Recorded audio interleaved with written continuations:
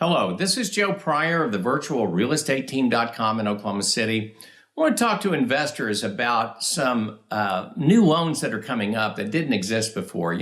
Since 2008, we're just seeing things loosen up just a little bit more and a little bit more. One of the things I think may be pretty cool, especially if you have enough cash flow in your property and you buy right, is the 15% down investment loan. Now, typically with Fannie Mae, you have a limit of 10 properties at 20 to 25% down, 20% for your first 4 mortgages, and then 25% for the next 6.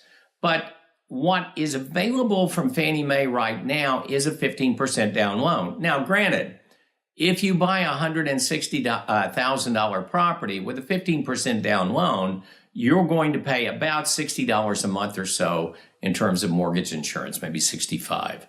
And so that's going to cut down on your cash flow a little bit. But here's my point.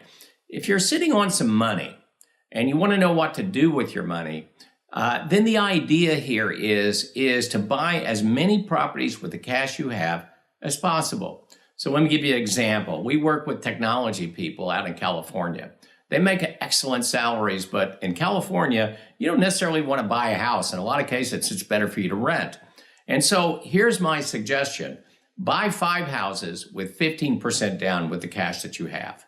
And the reason why you need to do that is because when you have one home, then you have a 100% vacancy rate when it's not rented. If you have 5 homes and one's not rented, then you have a 20% vacancy rate.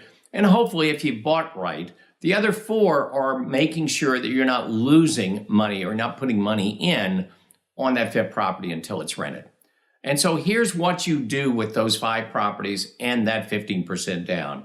You take the money that you have in terms of positive cash flow from the 5 properties and you put it on one property, because when you get to an 80-20 loan value, in other words, when you go from 15 to 20% loan to value, then at that point, the mortgage insurance can be removed and will be removed.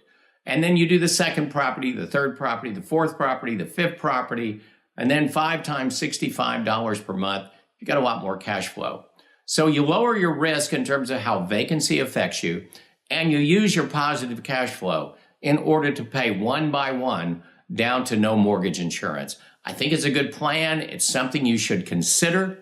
I think it makes things a lot easier for you. It's one thing that we're doing quite a bit of right now in Oklahoma City.